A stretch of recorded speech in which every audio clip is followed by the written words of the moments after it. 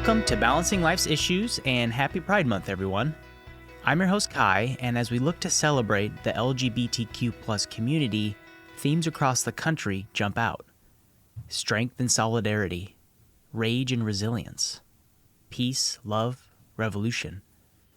And that is no surprise, as Pride Month comes at a time where there are 491 anti-LGBTQ bills at the state legislative level, according to the ACLU.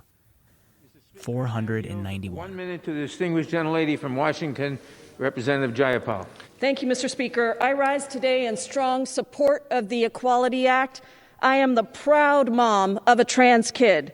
I will fight every single day for every trans person, every LGBTQ person, including my kid, to explore and express the fullness of their gender without fear or risk of being fired, denied housing, or refused service because of their sexual orientation or gender identity. And I chose this clip because it highlights how deeply personal these issues are. Anti-LGBTQ legislation directly affects the nuclear family. And right now, the most polarizing of these conversations concerns the trans community, specifically trans youth. And that's why it has gotten my attention.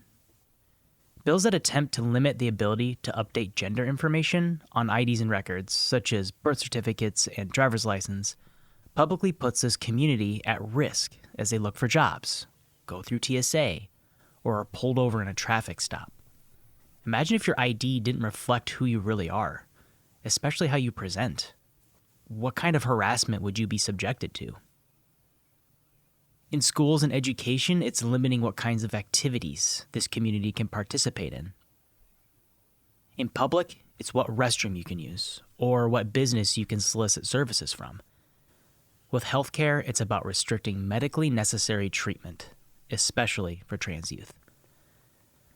Balancing life's issues isn't about taking a stand politically, and in our 30 years, we have spoken to millions of people across the spectrum about how you can strive for a better work-life balance. Because that's what this issue is really about. It's a mental health conversation. If a dear friend or loved one approached you about how they were feeling depressed or were thinking of harming themselves, would your reaction be to call them crazy? Or take away their rights to the medical treatment they needed? Whether it's at home, in your community, or at work, there is someone in your life who has come out as trans, or soon will. This is an issue that affects all of us, and you need to know how to talk about it. And to help me do that, I've invited Nicole Madonna and Hayden Nielsen onto the show. Nicole Madonna is a licensed social worker and clinical therapist with an extensive background in program development, training, and therapy with adults for the past 20 years. She received her master's in social work from Fordham University. Her clinical focus has been in treating complex trauma, including survivors of sexual and interpersonal violence, grief and loss, intersectional identities, and the trauma associated with this. Hayden Nielsen is a trans man and licensed clinical social work associate. He provides outpatient therapy to trans and gender diverse individuals. Hayden received his bachelor's and master's of social work from Appalachian State University. Hayden is also a member of Charlotte Trans Health and their Trans Provider Committee.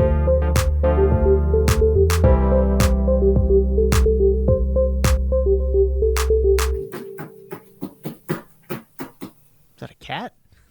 Sorry. That's all good. It's not like I'm texting my pregnant wife, hey, please keep it down up there. First, Nicole Madonna, thank you for being here. Thank you so much for having me. Of course. And your, I guess I should say associate? I'm not sure what your relationship is. You'll have to tell me, but Hayden Nielsen is also joining us. Yes, it's great to be here. Quickly, just tell me, how do you guys know each other? So I'm a licensed clinical social worker in Charlotte, and part of my business is providing supervision and support for newer therapists who are just getting out of school and required to have a certain amount of supervision hours to get his social work license in the state of North Carolina. So I'm his supervisor in that space. And then how often are you guys in contact in a given week? At least once a week, we have a face-to-face session. Sometimes it's just checking in to say we had a crazy week. Sure. Which is how the podcast started when we weren't recording. Right. And Hayden, how's it going, kind of getting to that next step in your career? It's going really great. I couldn't ask for a better support system. I'm feeling very confident in, moving forward from my LCSWA to my LCSW, and I'm really glad to have Nicole as my supervisor to help me get there. Fantastic.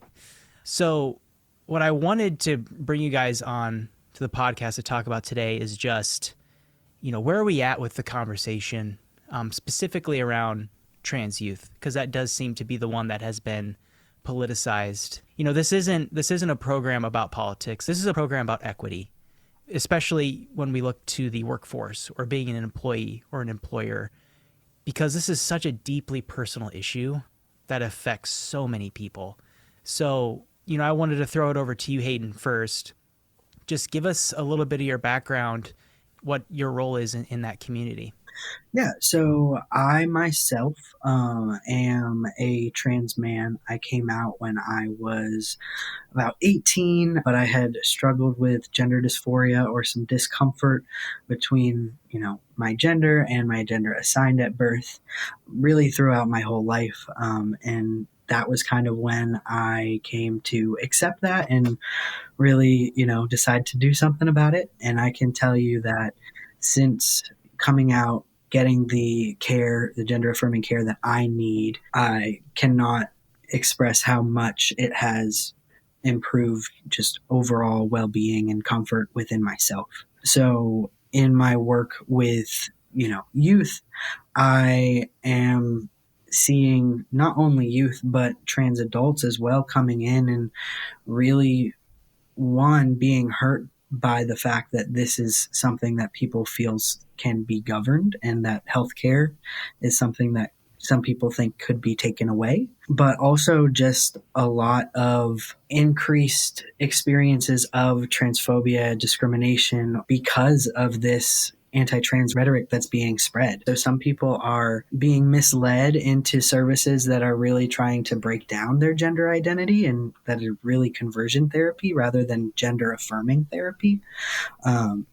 Really a big overarching issue with the talk and the legislation that's been going on is that there's been so much, sexualization of the trans community.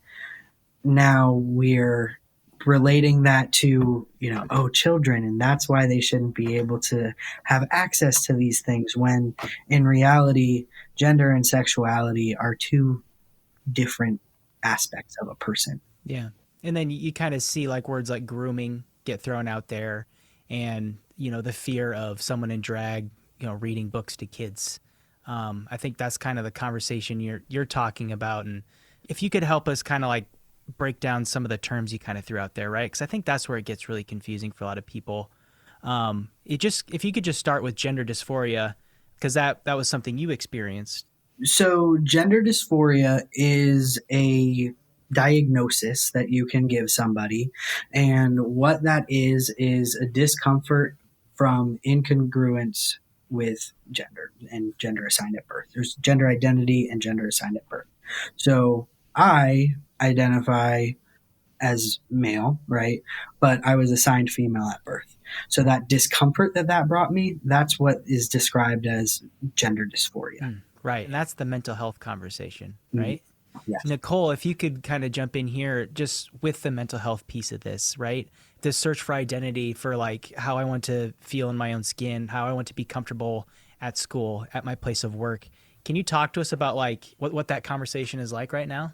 It's been the trans community, the transgender community and non-binary community has gotten so much beautiful visibility, right? People like Laverne Cox and other actors and people in that kind of level of privilege to expose us to people who may not have been exposed to before. But with that visibility has come this uprising of fear and distancing and dehumanizing.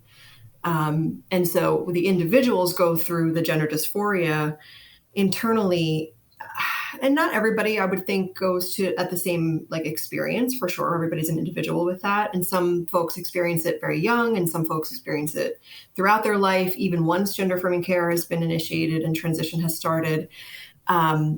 it's not always something that needs to be diagnosed. It's something that, I think we are very quick to put things in boxes and checklists.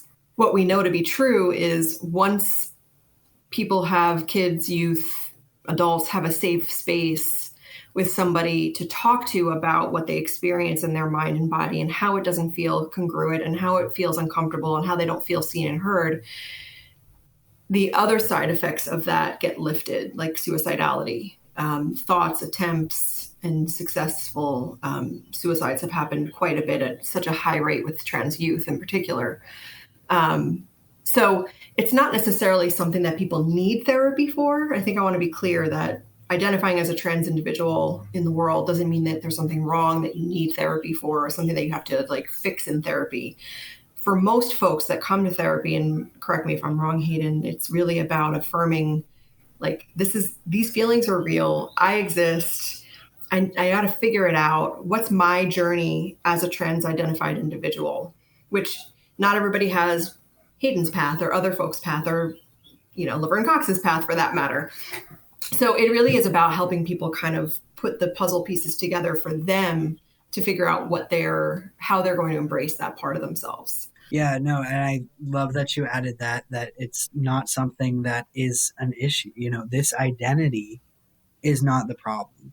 The problem is, the stigma and discrimination and inequity and all of that compiles onto a person with a trans identity. Yeah. Some states, and I know in North Carolina this is true, sometimes they require you, a surgeon may require you, or a doctor who's administering hormones may require an individual, no matter the age, to go see a therapist to get a letter, it pretty much stating, using more professional terms, yes, this person is actually trans and please do the things to help them live in their authentic self. And there's pretty much no other, to get, for a cis hetero woman to have plastic surgery, you don't have to have a mental examination. You don't have to have a letter of support. You can go and do 50 surgeries without anybody calling, raising an alarm and saying you have to go to see a therapist for this. Yet the gatekeeping that happens in the trans community, and it's a huge barrier for some folks. There's a lot of therapists, at least in our community, that will provide that service, that letter and initial assessment for free. But it's a real issue when we're looking at a huge high homelessness rate, high unemployment rate. Where are we getting money for this? How are we accessing this support? So there's a lot of barriers in place for people to even push through the gender dysphoria and just to be able to find the affirming care. Yeah, and to that gatekeeping point you said, and like the hurdles required, right, in the community. With the legislation you're seeing, it's things as small as your ability to change the information on your ID. So like when you're at TSA, like how you are approached or how you're maybe even harassed when you're pulled over by police because you don't look like what your ID is saying, right? So it's things as small as that are just making just the life of someone in that community so much harder. Not to mention the violence. Yeah. Right? Absolutely. The continued violence that we see against the community. And just to kind of bring it back, this is such a deeply personal thing for so many people, and it affects members of their family, people in their community. And, Hayden, I just kind of wanted to throw it over to you, like, as an immediate family member, what's your role when, someone comes out as trans? To keep it plain and simple is to be as supportive as possible. You might have doubts, you might have worries, and that's normal because this is an adjustment for you too, as a parent, as a sibling, whoever it might be. But this process is about that person.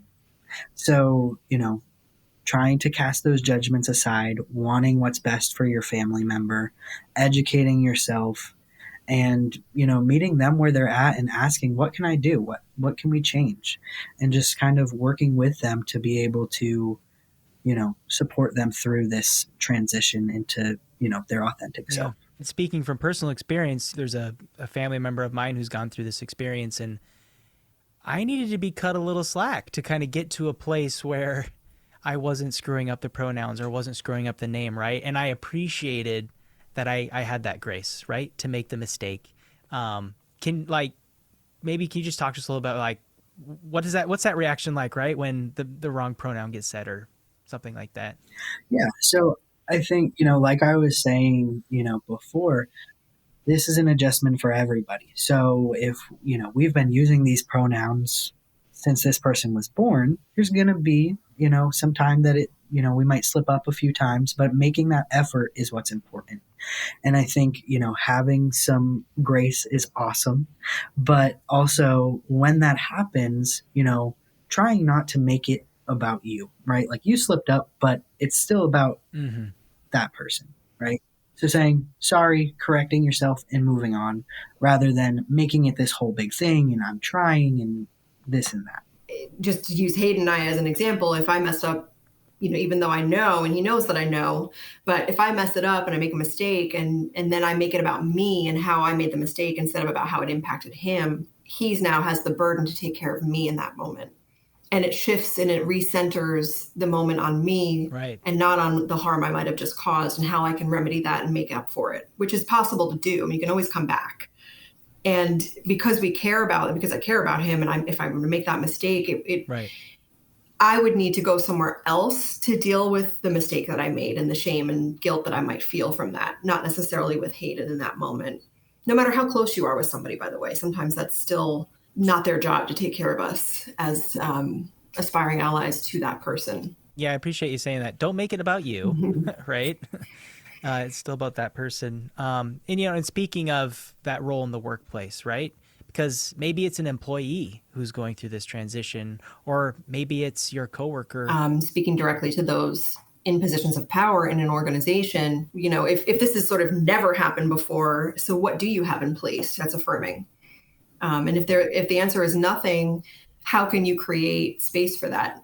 My first suggestion would be to bring in somebody from the trans community to consult and pay them to do that, pay them for their time and energy and effort, because I don't pretend to imagine what it feels like to walk around in that space and be visible in that way. Mm-hmm. And so I could guess maybe what might be needed in a workplace, but I also think that it's important to hear from the community themselves and what they need. Mm-hmm. That's my first thought, right? Is how do you create a safer space for folks to come out and to be more trustworthy?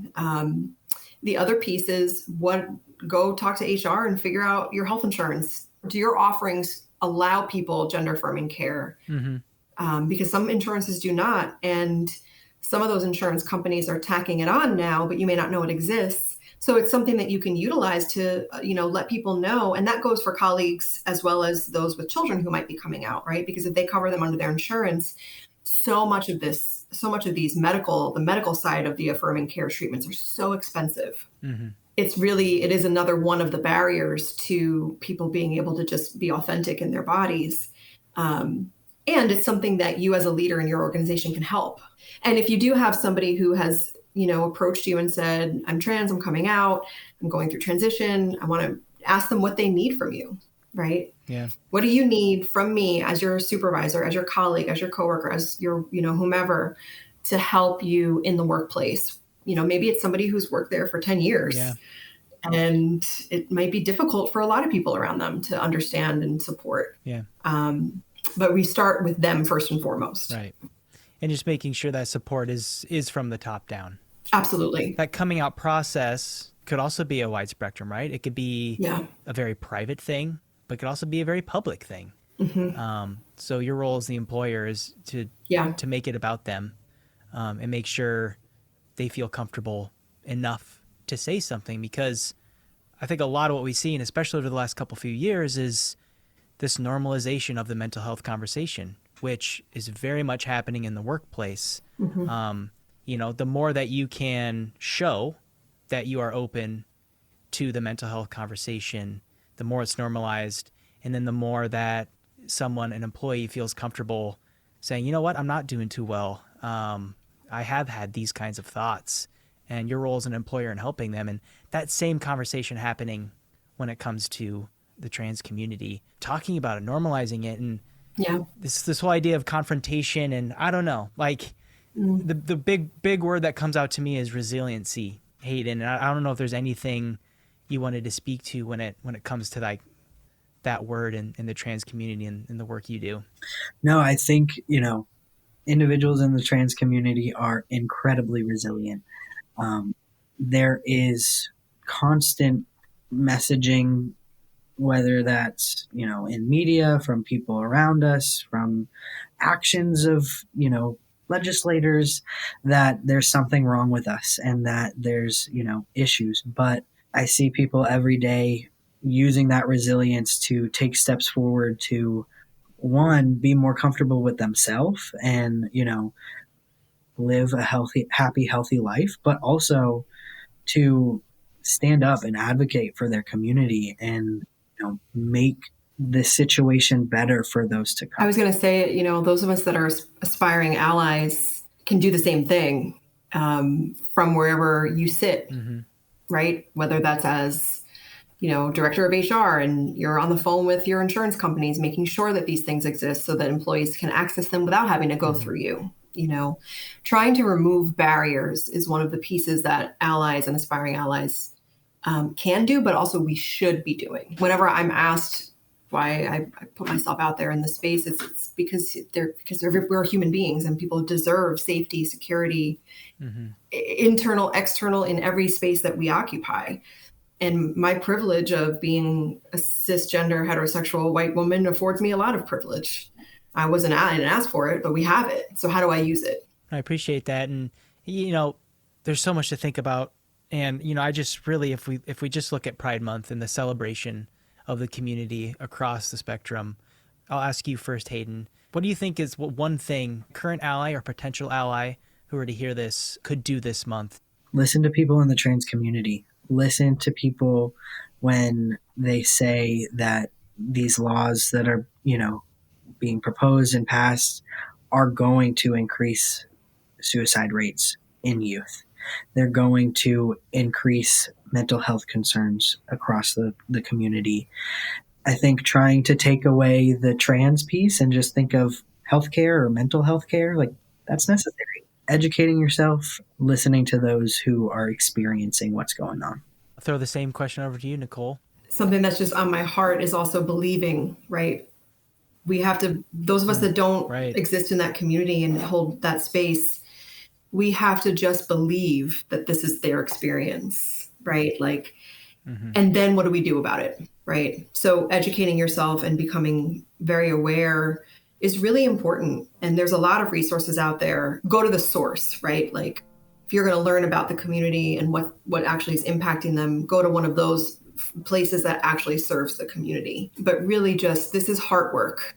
We have to hold a deep love for the trans community so that we can help uplift them and support them. Again, thank you so much for the conversation. I think it's really important.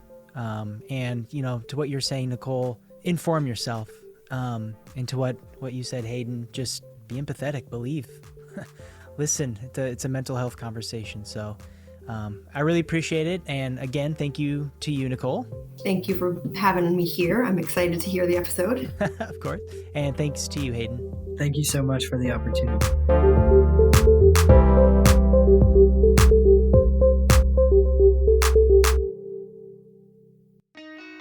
This has been a production of Balancing Life's Issues with your host, Wendy Wollner. Produced by me, Kai Sorensen. Subscribe to the podcast wherever you listen, and you'll get brand new episodes as they drop. Got an idea for the show? Leave a comment or email Kai, Kai, at balancinglifesissues.com.